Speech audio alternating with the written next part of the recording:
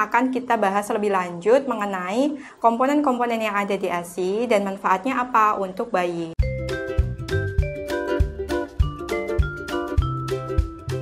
Assalamualaikum warahmatullahi wabarakatuh.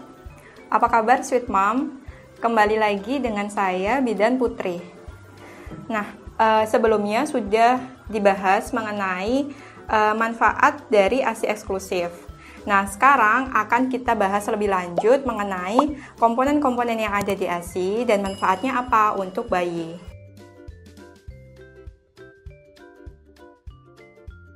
Nah, jadi beberapa komposisi ASI ini ada banyak.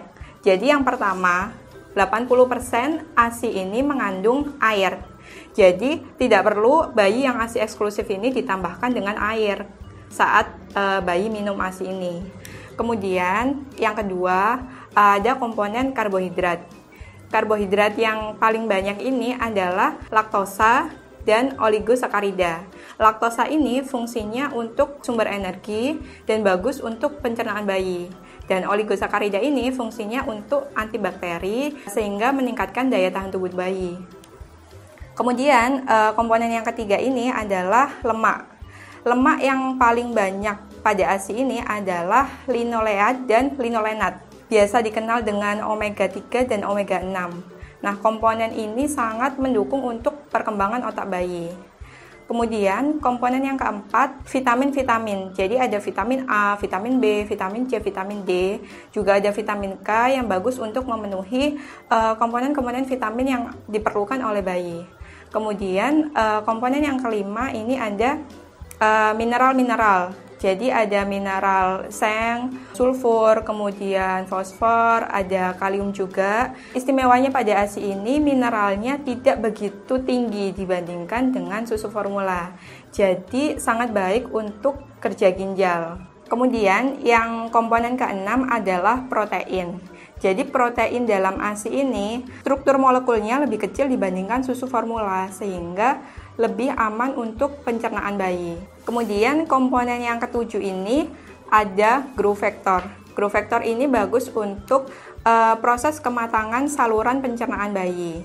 Kemudian komponen yang terakhir ini selain dilengkapi oleh makronutrien dan mikronutrien juga dilengkapi dengan enzim dan antibodi yang bagus untuk kekebalan tubuh bayi sehingga bayi lebih sehat jika diberikan ASI dibandingkan dengan susu formula.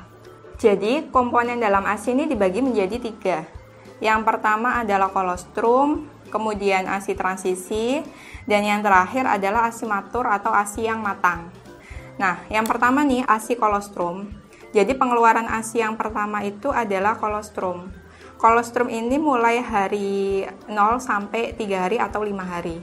Jadi warnanya kuning kecoklatan, biasanya strukturnya lebih kental. Nah, kolostrum ini fungsinya banyak sekali, utamanya untuk antibodi bayi. Jadi kolostrum ini selain mengandung antibodi yang fungsinya untuk kekebalan bayi, kemudian ada sel darah putih yang banyak yang fungsinya untuk melawan infeksi pada bayi. Kemudian ada juga komponen growth factor untuk perkembangan saluran pencernaan bayi, kemudian untuk vitamin A pada bayi, kemudian ada pencaharnya juga yang fungsinya untuk membersihkan mekonium-mekonium yang ada pada usus bayi. Nah, selain itu, fungsi kolostrum ini juga untuk membersihkan mekonium tadi yang membawa bilirubin pada bayi sehingga mencegah bayi terlihat kuning saat awal-awal kelahiran. Kemudian, selain itu juga dia fungsinya untuk mencegah alergi dan intoleransi pada bayi. Kemudian yang kedua ini adalah ASI transisi. ASI transisi ini muncul ketika kadar kolostrum sudah turun, biasanya sekitar hari ke-4 atau hari ke-5 sampai hari ke-14. Jadi ASI transisi ini peralihan antara kolostrum dan ASI matur. Jadi kandungan dalam ASI transisi ini karbohidratnya lebih banyak dibandingkan dengan kolostrum. Jadi ketika sudah memulai masa transisi, kadar karbohidratnya ini mulai tinggi, utamanya untuk kandungan laktosa. Kemudian untuk teksturnya sendiri, untuk awal-awal hari ke-4, hari ke-5 atau hari ke-6 biasanya masih warnanya agak kekuningan dan agak kental. Namun ketika bertambahnya usia atau beberapa hari, biasanya produksinya udah mulai menambah sehingga warnanya bisa menjadi putih kental sampai ke cair dan produksinya lebih banyak. Kemudian yang terakhir, yang ketiga ini adalah ASI matur atau ASI yang sudah matang. Jadi ASI matur ini muncul ketika setelah ASI transisi, yaitu 2 minggu setelah kelahiran sampai bayi nanti akhirnya akan disapi. Jadi ASI matur ini ada 2 lagi komponennya. Jadi ada formilk, ada hind milk. Jadi formilk ini adalah pengeluaran ASI pertama yang dikeluarkan. Jadi yang keluar biasanya lebih encer. Jadi mungkin sweet mom di sini ada yang sering mengeluhkan kok ASInya encer banget, warnanya bening. Nah, memang kandungan dalam formilk ini seperti ini. Kandungannya lebih banyak adalah protein dan karbohidrat. Dan fungsinya untuk rehidrasi bayi, untuk mencukupi kebutuhan cairan pada bayi. Nah, ketika sudah tercukupi kebutuhannya, nanti formilk ini kadarnya akan menurun dan digantikan oleh hind milk. Hind milk ini teksturnya lebih kental, warnanya lebih putih pekat karena kandungannya yang paling banyak adalah lemak.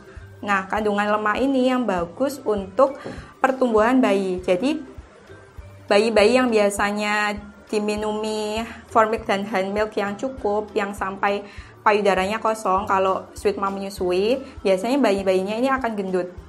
Kalau misal ada sweet mom yang mengalami bayi yang tidak gendut saat menyusui, mungkin pemberian hand milknya ini kurang maksimal. Jadi menyusuinya harus sampai payudaranya kosong supaya hand milknya ini bisa diserap lebih optimal bagi anak. Untuk sweet mom yang masih bingung atau punya pertanyaan lain mengenai komposisi dan manfaatnya, boleh menuliskan komentar di bawah ini ya.